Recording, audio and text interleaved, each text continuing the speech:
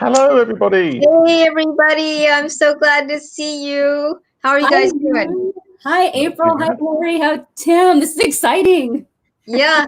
So I'll go ahead and introduce today's guest is Lorie Kleiner Eckert. Did I pronounce that right, Lorie? You did it great. Yes, thank Okay, you. because it's so easy to chop names up. So in case you're wondering about Lorie, Lorie has 4 books in print, plus she writes 2 blogs.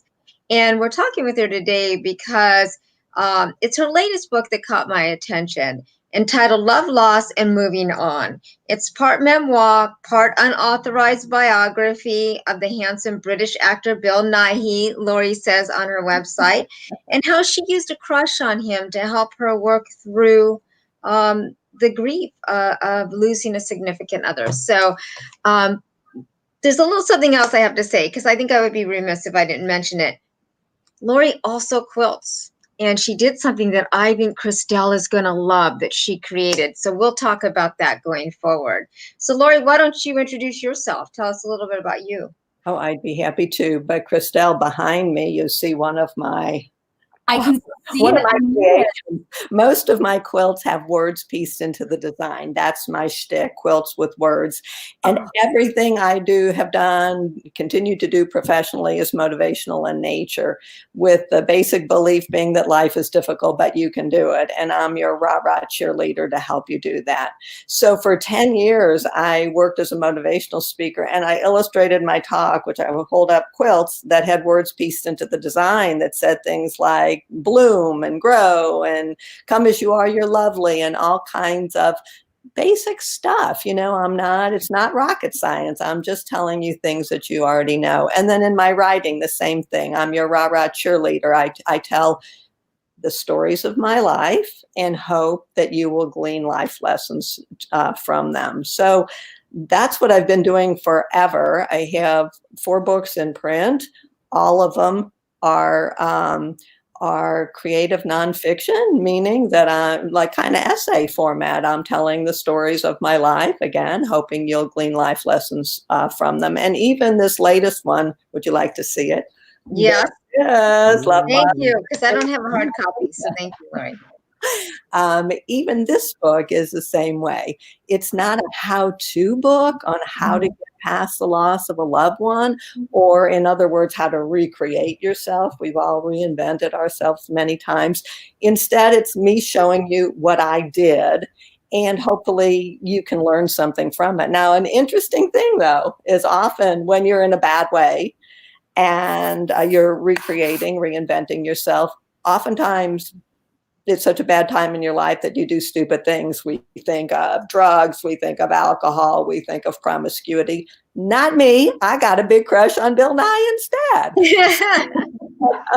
So that was my bit of insanity. Would you like to hear how that happened? Yes. Tell us about that, because I was telling the crew here that this is a real deal. I mean, this actually did happen, even though you can laugh about it and everything. I mean, this really did happen to you, and this happens to a lot of people, only not everybody has the ability to tell it. So please talk about it more. Well, I have had crushes on other people in the past. When I was like 10 years old, I had a pair of pajamas that I called Bobby Darin. So, I've done Bobby Darin. My friend Vera, who was probably watching today. Hi, Vera. Hi, Vera. She's my Thursday movie partner pre-coronavirus. We went to the movie every Thursday.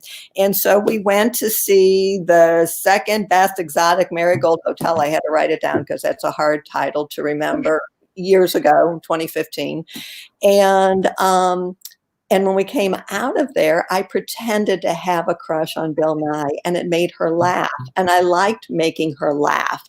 So I decided I would continue that shtick. So I went home and researched Bill Nighy so that I could find something else to tell her I love Bill Nighy. I mean, I really knew nothing about the guy at that moment.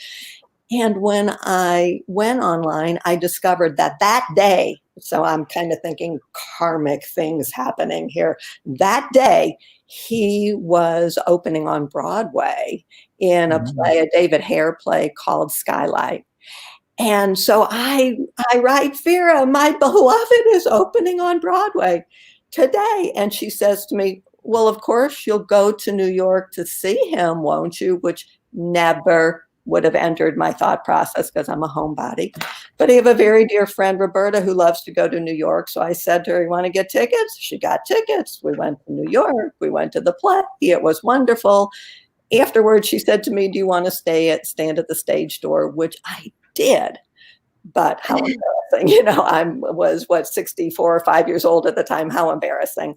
So I said no, but it felt like a new mom going home from the hospital without a baby. It was just so sad that I didn't get to see him. So later that night, we were with a friend of Roberta's who is about to retire from his Broadway career, though nobody knows his name, but he's, done a ton of stuff.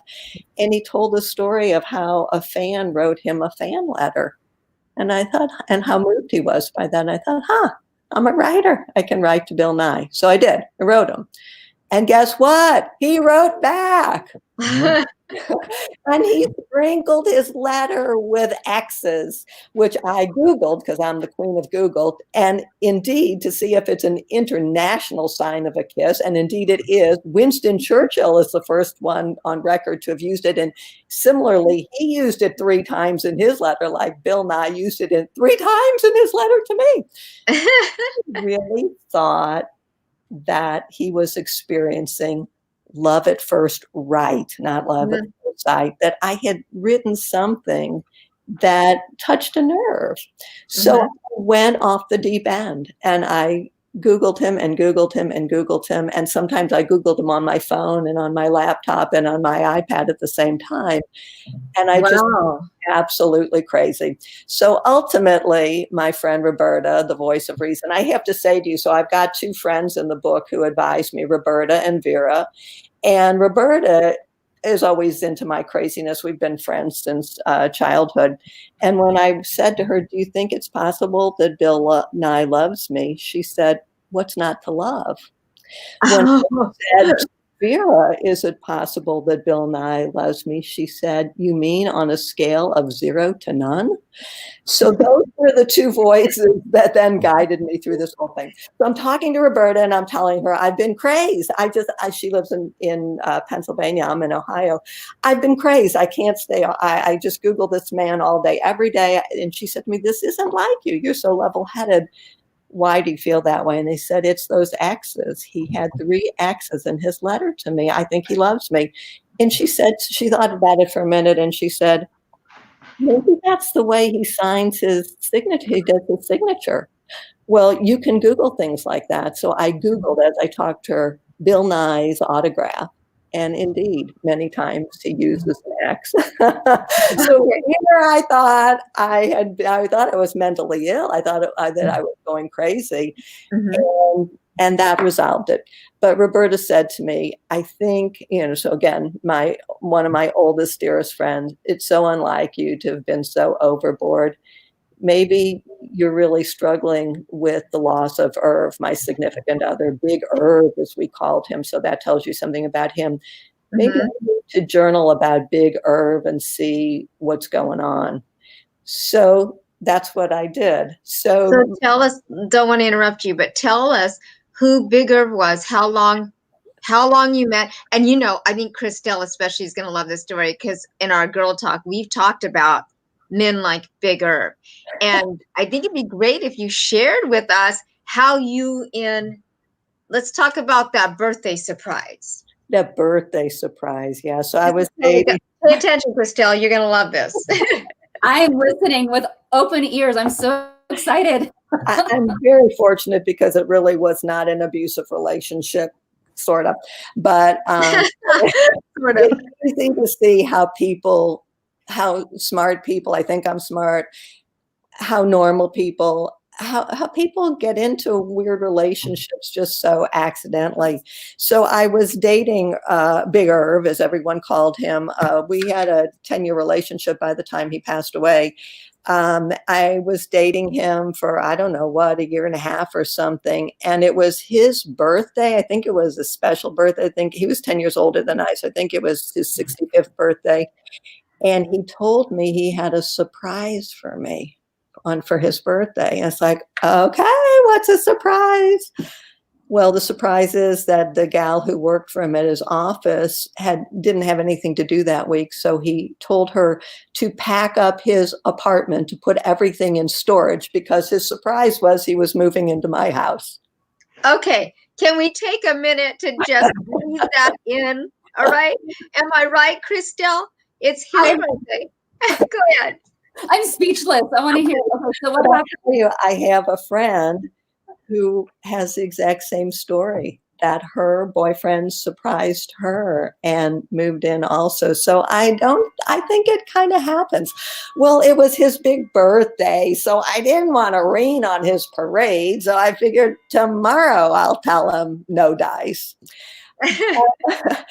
But as I thought about it, I thought maybe this is God's way of making me put 2 feet down in this relationship, because I'm very skittish of relationships. I was married for 21 years, and then I was in a long relationship for 10 years. And I had problems in both of those relationships. So it's like, maybe this is God's way of helping me put my both feet into this relationship. So he moved in, and we proceeded to have really lots of amazing times together, lots of fun, because I'm a homebody and he liked to go places. So we went to NASCAR races and home shows and boat shows and the state fair and the county fair and the sauerkraut festival, you name it, we did it.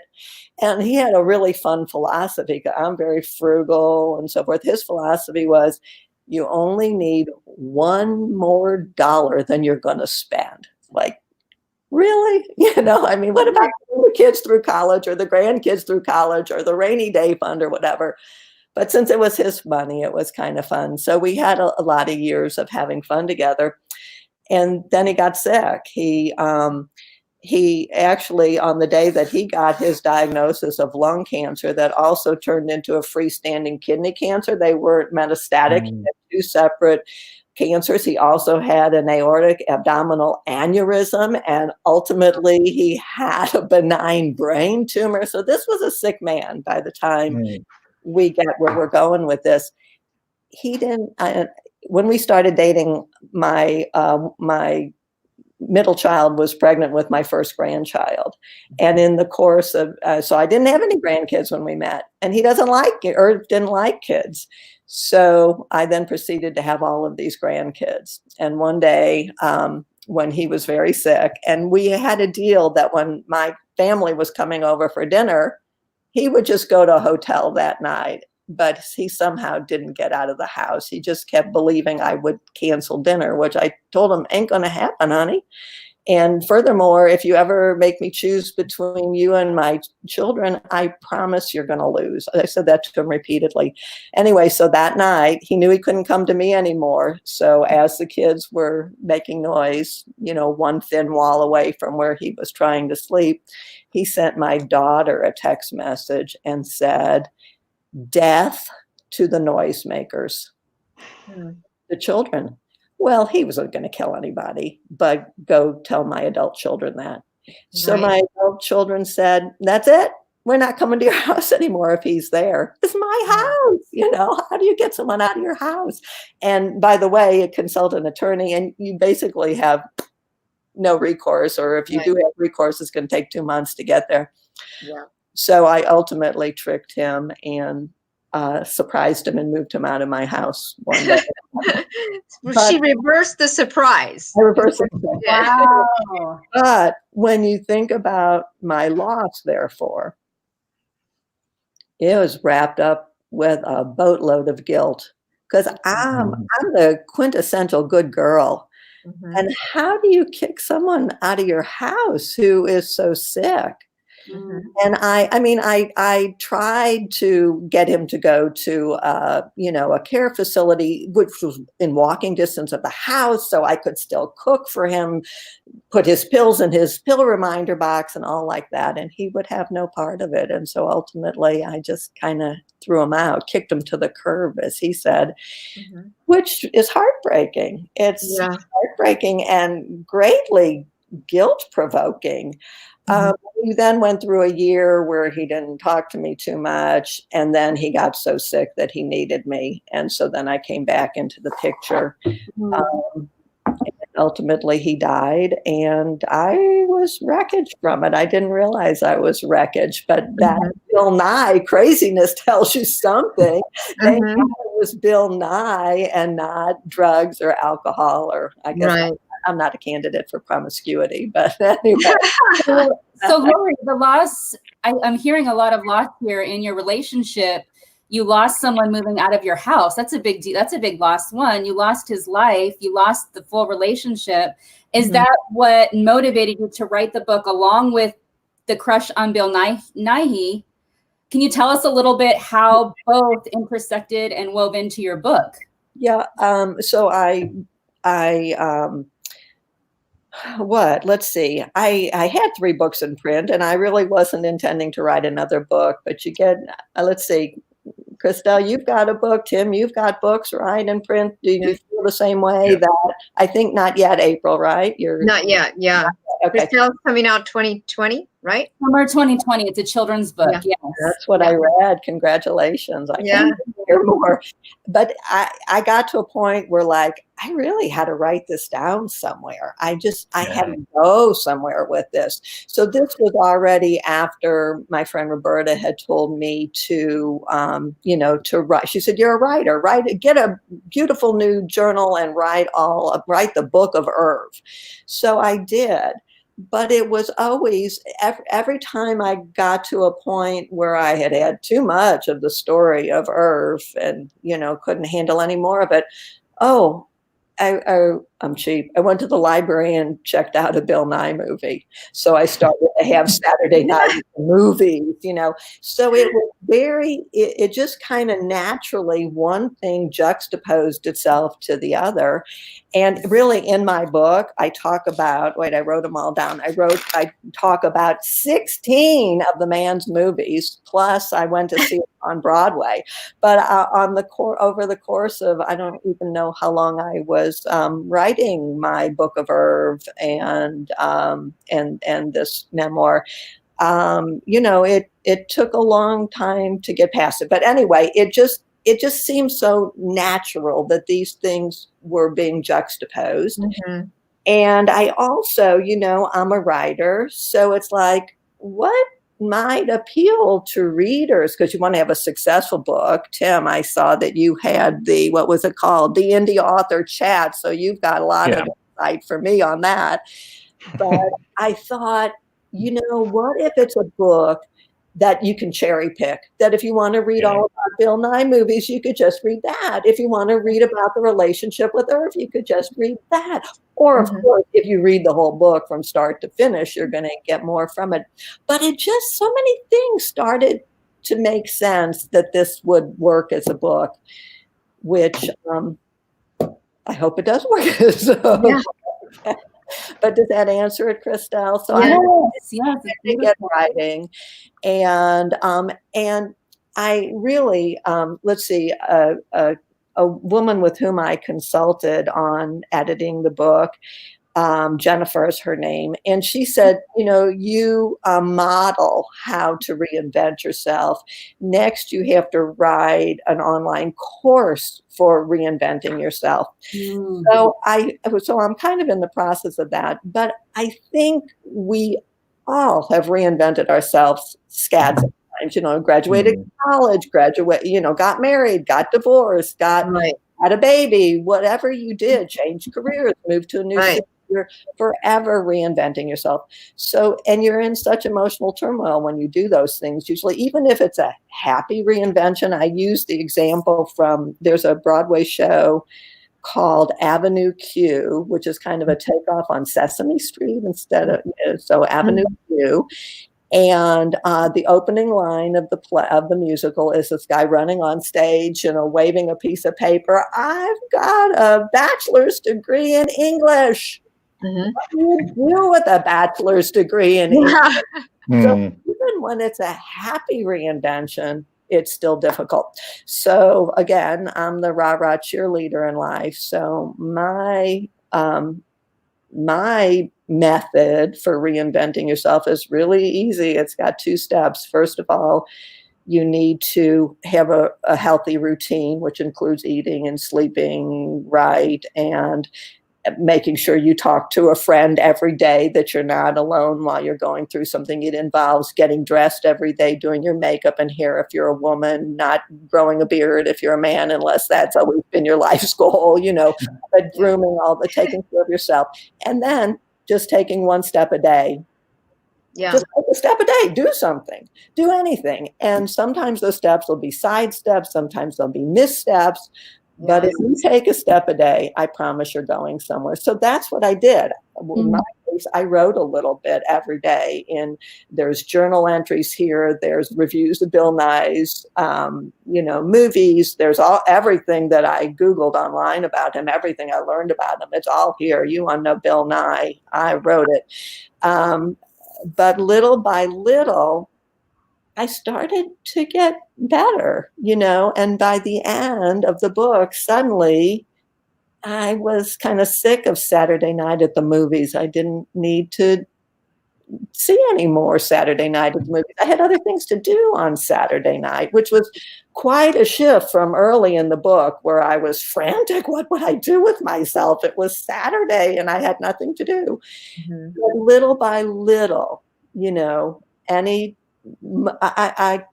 I understand that there are some tragedies you never get past. I get that. But most, in my case, is a 72-year-old man who passed away.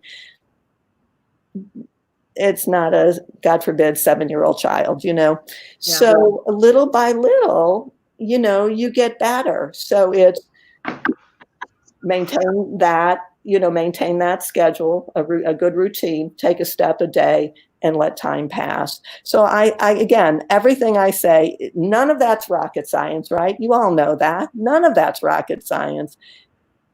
But I think it works, Yeah. So Lorie, did you so you didn't get like any formal therapy, right? Writing this book and working through it was cathartic and therapeutic for you.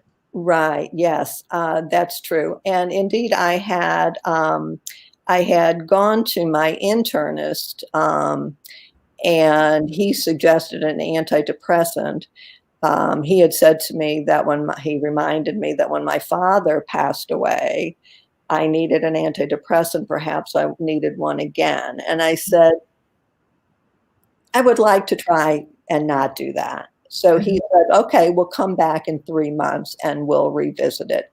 So it was in that 3-month period that things got better. And so I was lucky. That's really not much time. But you know what? I'll tell you something else. My, Big Irv's cancer diagnosis came on, you'll love this, the exact day that my brother and I made the decision to put our father in hospice care. And our dad lived exactly 1 week after that. So I think when a reader reads the book, because I don't think I recognize this either, I think a reader will say, I think she's really mourning for her father too. And the poor girl doesn't even know it. And I think that was what was going on.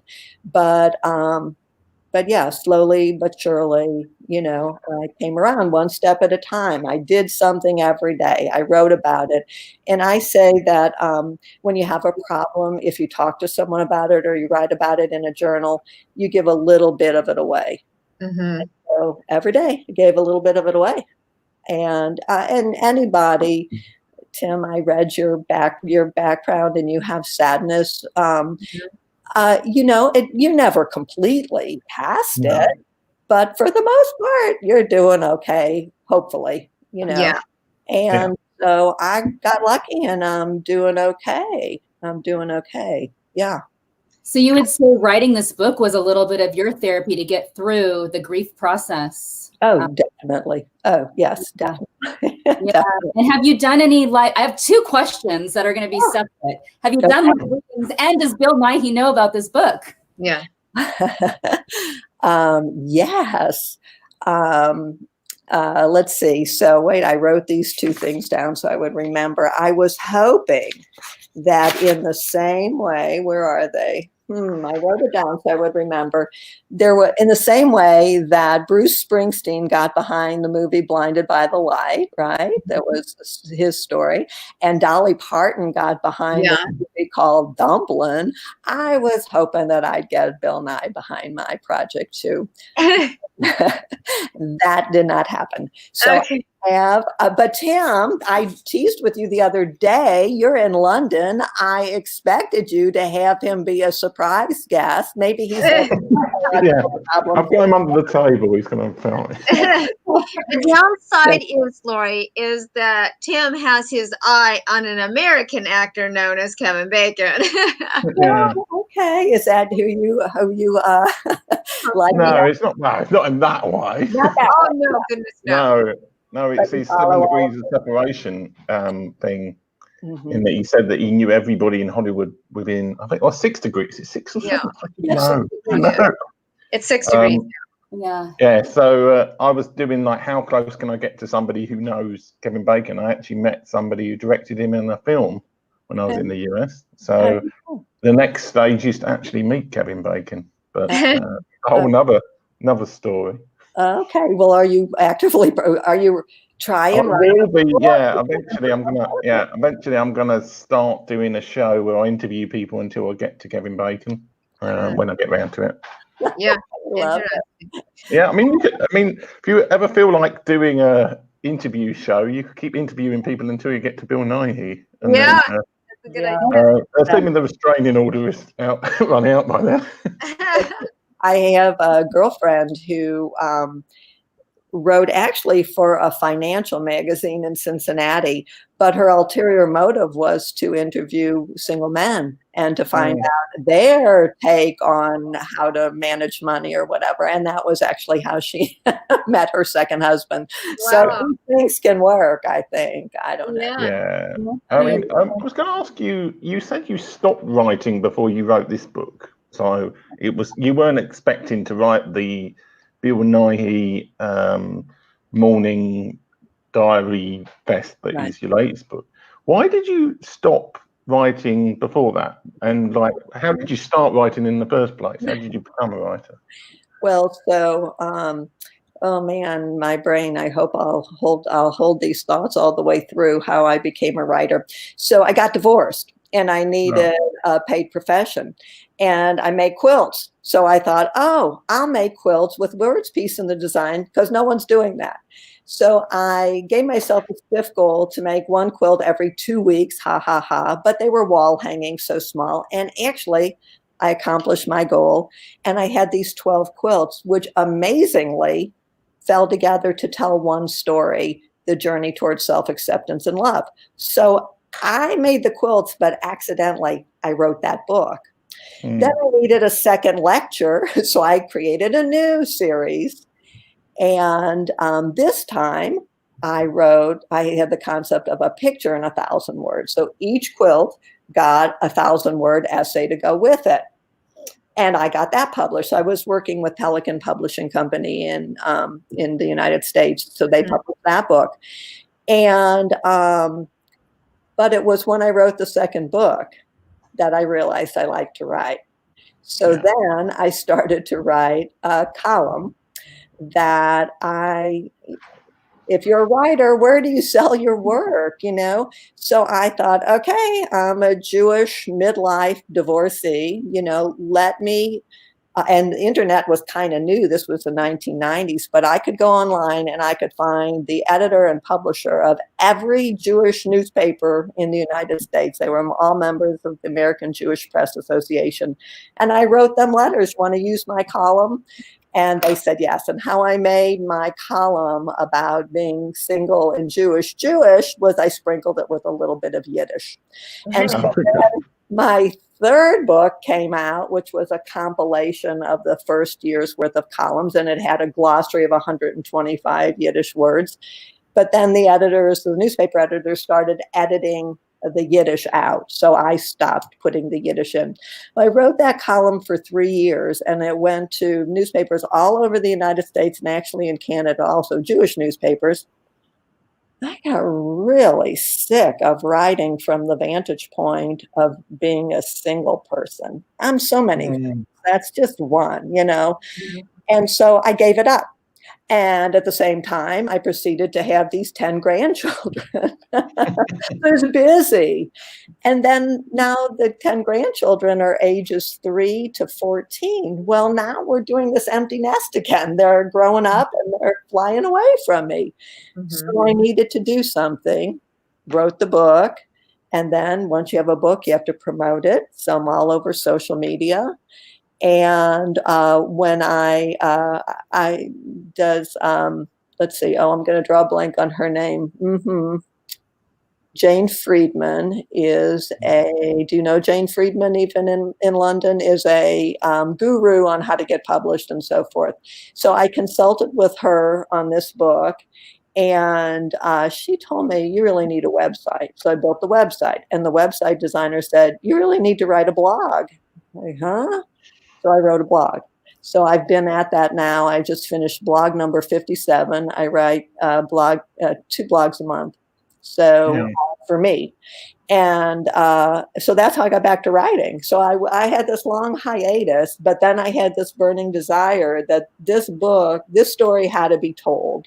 And I thought that beginning of what happened with Bill Nighy, I thought that that people could identify with that brand of insanity. I mean, I was insane for several weeks there, I came back. I'm back. I didn't have to. I'm going to ask you a very personal question. Okay. What is your favorite Bill Nighy film? Well, when I see how positive thinking here. When you read my book, Tim, you will see that I create a fantasy. So there's a fantasy that I have with him that culminates in a kiss, because the man himself, the more you hear about him, he's a little bit skittish about sex and all that. So I didn't want to overwhelm him with taking him to bed or anything, but it ends with a kiss at an ice cream parlor. And I, in the fantasy, recreated the scene from The Girl in the Cafe. Have you seen The Girl in the Cafe? No. Oh, great movie. Anybody? Yeah. April, have you seen? I'm surprised too, because I've seen all sorts of films. So I'll have to put it on my notes. You have to see that one. It's really great. He's in this, it's a miserable, horrible day, and he goes into the coffee shop and he gets a coffee, and there's no place to sit. So he sits with this woman, but he's like this terminally shy person, like many of the characters he plays. And he sat with this woman who then became the girl in the cafe. And of course they went to bed together. They have a picture of him in the shower where you see chest hair. It's amazing. So that's my favorite. Do you have a favorite? We actually have a comment that I want to read because it's from one of our viewers who's friends with April, actually. Okay. I guess. Covering up half of everybody's space, but you'll have to put up with that for now. I know. Christopher says, I connect with April because of our grief. I lost a lot of family members, 2 uncles this year already. But in 2014, I found my brother deceased in a ditch. I was looking for him after him not coming home the night before. Christopher, I'm very sorry for your loss. Yeah, I am, Christopher. So that's a bit of a juxtaposition. Thank you for being. Thank you for sharing that too, Christopher. Yeah, and I think there's some loss that is harder to get over than others. So to find somebody, deceased, that's how do you unsee that after you've seen that? Yeah. Right. Exactly. But wait a second. Speaking of that, let's piggyback off of that comment you just made there, because you found some sense of humor in all of this, right? There's no doubt you laugh a lot about it. Yes. I think it's all funny. When my mother lay dying, my sister-in-law said to me, "You're taking this so well." And I said to her, what's plan B? You know, there is no plan B. Sometimes you just have to roll with the punches. So again, I wasn't laughing about it on day one. Right. But yeah, you have to find the humor in it. So I was rereading some of the book last night to get cranked for today. And one of the things about Big Irv is, though he was American born and raised, went to high school, college here, the whole 9 yards, it sounded like he spoke English, but it wasn't the same English I was speaking. And so,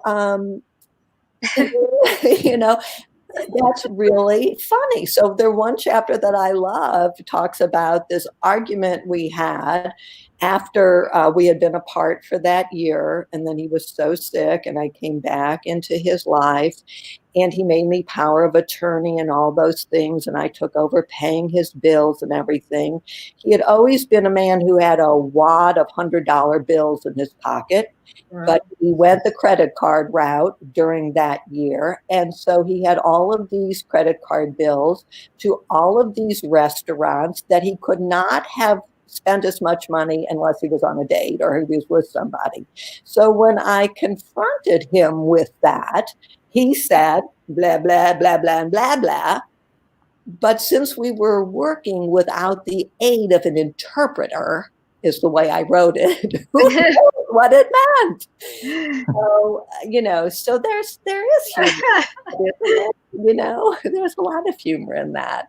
Yeah. And I just read it last night. So I'm breaking my arm to pat myself on the back, but I think it's so humorous. I also tell in that little section, I reminded him of a joke we had seen, one image in a gentleman's magazine that was a man in bed, evidently in his own house, and his wife opens the bedroom door to find him in bed. And she says to him, "Who's that other woman?"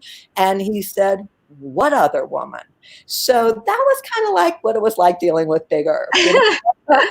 I think a lot of women feel that way. And when you're talking, I can't help but think, like when you said about what he was speaking, it sounded foreign. And it's kind of like that old book, you know, what is it? I'm going to misquote it. I always do because I wasn't a huge fan, but is it Men Are From Mars and Women Are From whatever? Yeah. I wasn't a huge fan of that book, but I remember everybody was reading that. And I think there is that difference in communication, and especially if the person is not very healthy, has a healthy way of communicating. And it sounds like your Big Irv, you know, had some issues. Clearly, it was his birthday, but he surprised you by moving in, which is, I'll just never forget that. Did anybody ever say to you, I have to ask this, and knowing a lot of people in the mental health industry and having worked with serious mental health conditions like schizophrenia and things, I hate to use the word, my best friend would say, don't call it that, but I think it's the language that most people use. Did anybody ever look at you at any time, whether it was your kids or your friends, and say, oh my God, you've lost your mind, or have you gone crazy, when they knew that you were really into this guy and believed that he loved you and this could have gone somewhere? Yeah. Again, I don't know that I was exactly telling my adult children that I was so in love with Bill Nighy. I wondered. I showed them when I got that letter from him, we all, oh my God, we were all so excited. But, but I don't know. We'd have to ask them. Sometimes I think I'm holding my cards close to my chest, and that's very laughable. So I don't think I exactly went to the kids with it. But the two friends, Vera and Roberta is my lifelong friend. And like I said, what's not to love? Of course he could love you. Yeah, sure. Why not? And Roberta, and then Vera was the voice of reason. Is there any chance that he loves me back? You mean on a scale of 0 to none? So it was nice to have those two sides, but I know nobody ever accused me of being crazy or anything. Okay. Vera would look at me funny from time to time, which just let me know that, okay, I better go home and call Roberta and tell her Vera can't hear any more of this. But that's typical with friends. You go to one friend for this and one for another. Krista, did you have a second question and we never got there? I don't know what. Oh, you know what it is? I think she asked 2 questions, and I didn't want to interrupt you, but I think she asked 2, but there was an interruption, so we don't know what your other question was either, Christelle. Oh, there was an interruption. Yeah, so we couldn't hear you. So we put you on the spot. You don't have to have a question if you No, but I do have a different question going back to your quilting. I'm absolutely fascinated that you weave words into your quilts. Can you tell us more about that? Do you use those for did you use those for your past speaking engagements, or what was the purpose for the words in the quilt? I'm really fascinated by this. Yeah, the quilts were my visual aids for my lectures. And I mean, at the time, I had them, let's see, for a time before I was divorced. When my ex-husband and I split up, we each moved to our own apartment and took turns moving back into the house to live with the kids when it was our custodial week. So in my apartment, I had these quilts all over the walls, but otherwise, that's the only time they were ever hanging. And they were just used for aids visual aids in my lectures. And though they were quilts, you know, I originally thought I was going to go on the quilt lecture circuit to quilt groups. But quilt groups pay like $75. I mean, this was back in the 1990s, or maybe $150, you know, and I needed to make more money than that. So when I saw that my quilts had this more generic message of you're fine just the way you are, I started to bill myself as a motivational speaker to all groups. And really, I spoke to everybody from PTAs to Procter & Gamble. And I really did go to an audience of Procter & Gamble, men and women, and illustrated my talk with my quilts and got comments like, I'm going to go home and be extra nice to my wife tonight, tell her to go take a bath and I'll take care of the kids. I may never do it again, but thanks to your feel good lecture, I'll do that. You know, so I was well received everywhere. So it was just like my message wasn't rocket science, you know. It was just had unique visual aids. So yeah, so I ultimately had 3 different lectures, each one illustrated with a dozen quilts. And my first 2 books are adult picture books, and they're illustrated with the quilt. So it's short on words, long on pictures. The second book is 1,000 words with each picture. And then the third lecture didn't turn into a book, but I sell those quilts on Etsy. You can have them printed on t-shirts and sweatshirts and coffee mugs and all that kind of stuff. Did I answer it? Yes. What were your topics though? What were the what? What were the topics? Because you said people fell in love with your topics and they wanted to go home and change their life. What were your topics? The topic of the first book was the journey towards self-acceptance and love, and the opening. And so the 12 quilts each had words, you know, on the quilt. And one morning I woke up with a slightly more poetic version of the, the words going through my head. I got up out of bed and wrote it down. And realized at that point that a book had been written. I said this to April. I take credit for for creating the quilts, but that first book just happened. And what it was is a series of vows you might make to yourself as you start a new portion of your life. I've always been on the journey. You know, I've always been on the journey. Rah, rah, you can do it. And that book starts out, I Love You as the sequel, with acceptance and love of the self, the story that must come first. Toward this lofty goal of love, I journey forth today, making these vows to myself. So I would tell the story of each quilt, and then at the end, I would do those vows. So one of the quilts that, I always said it wasn't a canned lecture that I gave. But if any of you have done public speaking, you know that if this gets a laugh, you'd repeat it next time, you know. Yeah. So one of the quilts says, if not now, when? And in my mind, it speaks to taking care of yourself now, you know. And by the way, that's 1/3 of a very famous quotation. The full quotation is another restating of the golden rule. The full quotation is, if I'm not for myself, who shall be for me?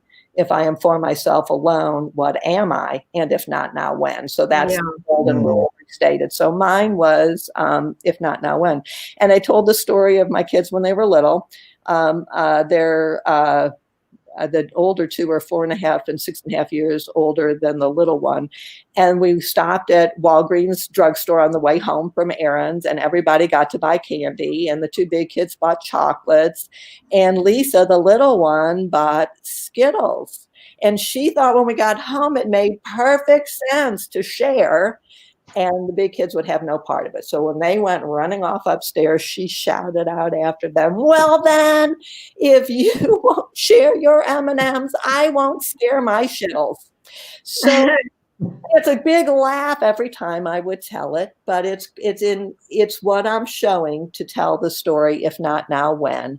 And I said, anybody, a mother who came in the middle of that might shake a finger and say, no, you must share. But I heard the whole thing. And so I clapped the kid on the back and I said, way to go. You tried to be generous. Your siblings wouldn't take you up on it. So you have to take care of yourself. Yeah. So those are the stories that I tell. We all have these stories. Yeah. But my quilts allow me to tell them. And then also this quilt is shaped like an hourglass.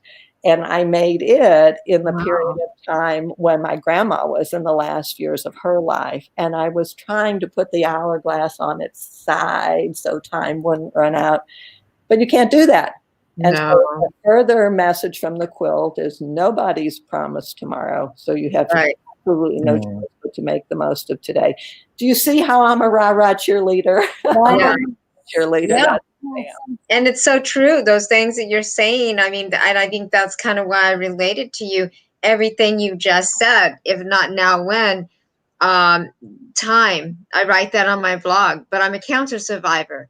These are things that even though you see a lot, and that's one of the things I think I respect about you and appreciate, is you see a lot of people, I've said this before, they post all these great, wonderful quotes that they go and get on Pinterest. But in reality, they don't know the truth, because it isn't until you have some sort of moment in your life that brings you to your true reality. It's like that's when then those quotes, you kind of make them your own. And I know that's one of the things I really appreciate about you. You're not just like, this is a bandwagon to get on to get myself some recognition. Right. You lived it, you've experienced it, it works. Well, we all have. We've all experienced all of these things, but so I continue to do this. The blogs that I write now, it's the same thing. I'm telling the stories of my life. And if you can get something from it, great. You have to tell you, if you're interested in the earlier books, they are available on Amazon, but you'll pay crazy prices. And it's best to buy it on my Etsy shop, where it's the regular retail price. And my book, Love, Loss, and Moving On, is specially priced since I was going to be with you. So it's on Amazon, 99 cents for the ebook, if you're so inclined. Wow. 99 cents. Okay. Yeah. But perfect. Thank you. You mentioned Pinterest. I have to tell you that I was Googling myself recently, and I came up with the fact that I have 555 images of Bill Nighy on my Pinterest page. Wow. Like him much? A little bit. Just a bit. Oh, wow. That's amazing. Do you have any other questions, guys? I don't want to just... I think I was just posting the link of good. Right affiliate link to a book. I do. Why not? Actually, it's a running joke that I write something on the board behind me on these shows, and you probably can't read it, but today I've actually written, history is created by the people who write things down. Because I think it's actually applicable for what you're saying. It's because people say history is written by the winners, and that's kind of true in some way for battles, but generally speaking, somebody has to write stuff down for it to be remembered. So I was just thinking, like, what you were saying is very much that you are writing this history that would never be, nobody would know about you and Bill Nighy unless you wrote it down. Yeah. And you probably increased Bill Nighy's exposure to history for another 100 odd years. I hope so. I hope I did something. Thank you. You're right, Tim. I have to tell you that, so I have these scads of grandchildren, 9, and then my son just got engaged to a woman with my 10th grandchild. So I hadn't been doing it for her, but for the others, every year on their birthday, I write them a love letter. And I tell them stories about what happened during the year, because otherwise, Tim, it's lost. Those adorable stories, you're not going to remember them. So true. So, yeah, so I write it down. And I also, which is so odd for today's culture, with each love letter, I actually print out 6 photographs, because every kid has 10 million photos taken of them. But how many do you have that are hard copies? So when they're 18, when they turn 18, they'll get a whole book full of stories and photographs. And stuff like that. That's so sentimental. I love that. Well, Simon and Garfunkel's Bookends theme, preserve your memories. That's all we do. So that's my motto. So cool. And then they don't have to go to Ancestry. They can find your life and your stories. What a gift to do that. I hope so. I hope they appreciate it. Did we interrupt you again, Christelle? Can you ask me that again? Did we interrupt you again with something? No, we're learning. I'll be honest. We're learning how to ask questions and raise our hands when we talk to people. So it's fine. This is kind of how we communicate. Okay, good. I'm the overly chatty one, so I'm trying to let. You're very much April's guest and theme of kind of artistic and literary and mental health. She's our guest. But I brought her here. I usually talk about publishing and marketing and other business stuff a lot more. Yeah. Christelle's a little bit of everything too, like myself. We're learning to communicate, but we love having conversations with people who can teach us so much. And what you've given us today is treasure between how to deal with grief and loss, treasure on writing, treasure on public speaking with your quilts. I mean, your quilts alone are treasure. What you're writing down for your own family is treasure. And I'm just kind of taking it all in, the wealth that you're giving to the world in all these different ways and kind of pouring out. Yeah. It's such a beautiful thing. So I'm personally kind of just, you see a smile on my face a little bit because I'm taking all this in. It's such a beautiful treasure for us all to kind of learn from. So you're kind of being my rah person right now. I'm just I'm blown away. You're going to get your cheerleader pom-poms out in a second. I was never underneath the screen. It's so funny. Would you be willing to read us maybe a paragraph in your book? Is that something you'd be willing to do? Great. You know what? So in the book, so it started off with me writing Bill Nighy a letter, and he wrote back. And then a recurring kind of shtick in the book is that I did write him more than once. And I wrote him many times in the book. Some of these letters I even sent. I think I sent, poor man, I think I actually sent him maybe 4 letters. I don't know what. I probably wrote 12 letters in the book, but this is one of the letters that did not get sent. Okay. So, this is from June of 2015, and I wrote, "Dear Bill." Oh, and of course, is he Mr. Nighy, Bill Nighy? What is he? Dear Bill. That was very bold. "I have written exactly 1 fan letter in my life to you in early June. Thus, I'm totally inexperienced in the protocol of such missives. It is only in my imagination that I would have hoped for a letter in return, but then I got one, which was thrilling and confusing. If you wrote back just because you are a nice person, it would be unkind of me to write again with its implication that I am hoping for more. Indeed, you could feel put out, having proved to yourself that no good deed goes unpunished.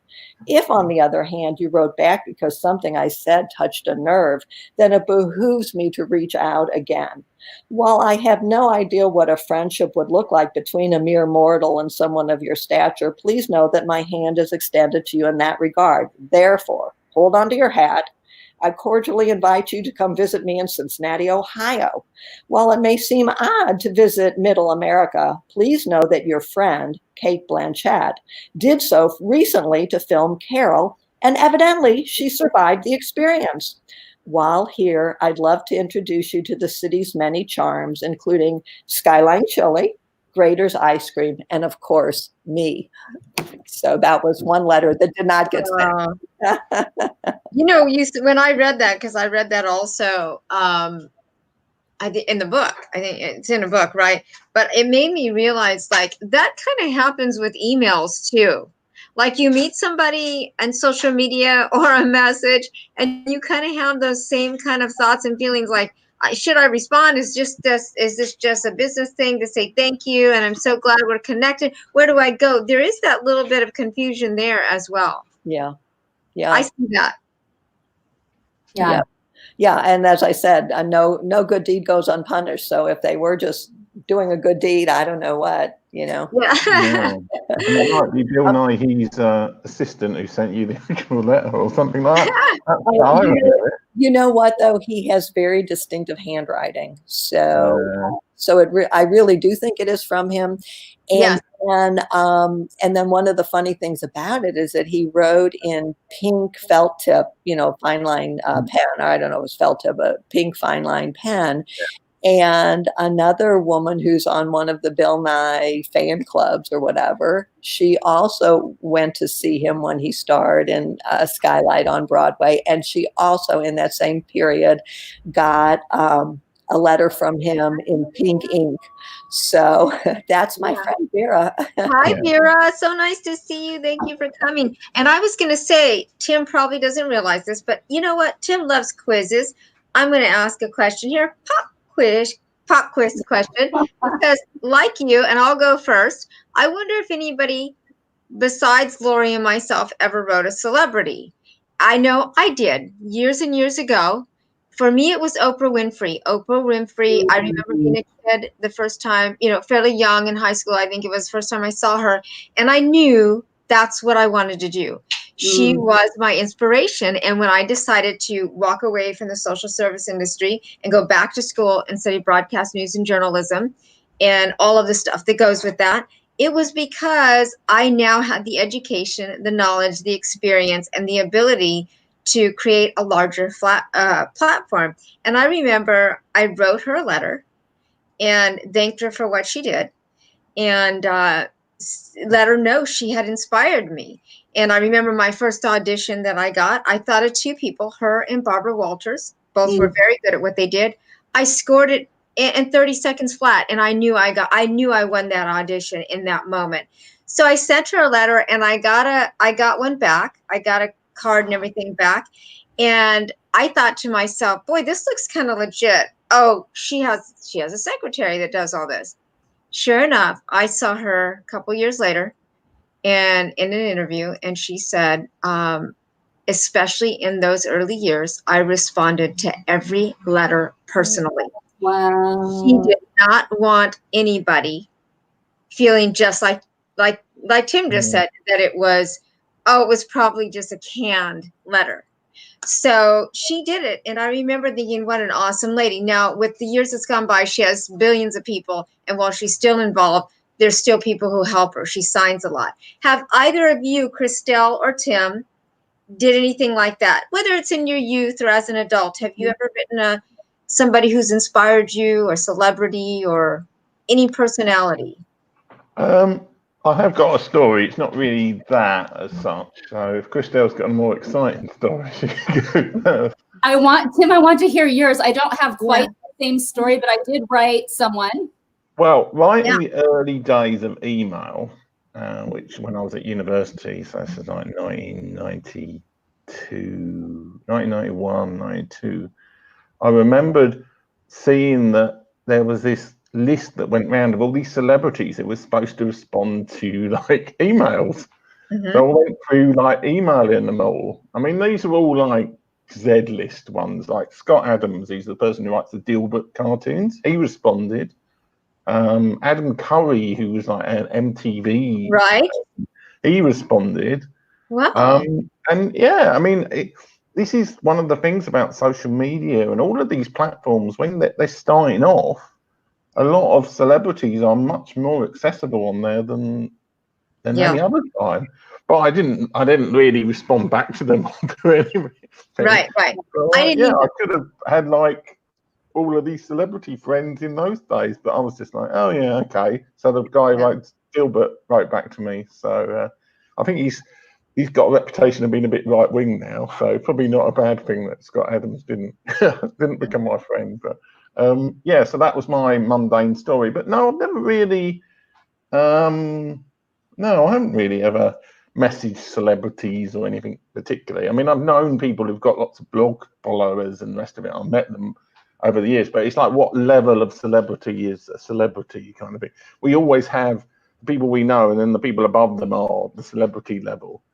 I'm sure there are people that Oprah thinks are celebrities she can never talk to, sort of thing. Yeah. Well, I mean, very few now, but yeah, because she's far too famous now. But what was your story, Christelle? I have a kind of a mini story, and I did see Christopher said he's tweeted a lot of celebrities. He has, and they respond to him too. We're living in an age now where actors can tweet together during airing of the show too. That's true. A lot of actors go on and do live tweets. In fact, I think Oprah, speaking of Oprah, she has some special people who tweet out during her entire show. And I've done that. I've tweeted Oprah's show because I love her questions that she asks. They're very deep questions. And I'll follow along and answer as everyone else is, because I look up to her as well. I just love the depth. So, but I found out that our presidents will send you a letter when your children are born, and they'll also send a letter for big events. So I wrote 2, maybe 3 letters to whatever president was president when my boys were born, my older boys. I didn't do it for my youngest. I have a 22-year-old, a 19-year-old, and a 13-year-old. Unfortunately, Brandon missed out. I never did it for my baby. But the older 2, I wrote the president so I could get a letter back, and I would have to look back in their baby books to even see what the letter was. And then I wrote a letter for someone's 50th anniversary.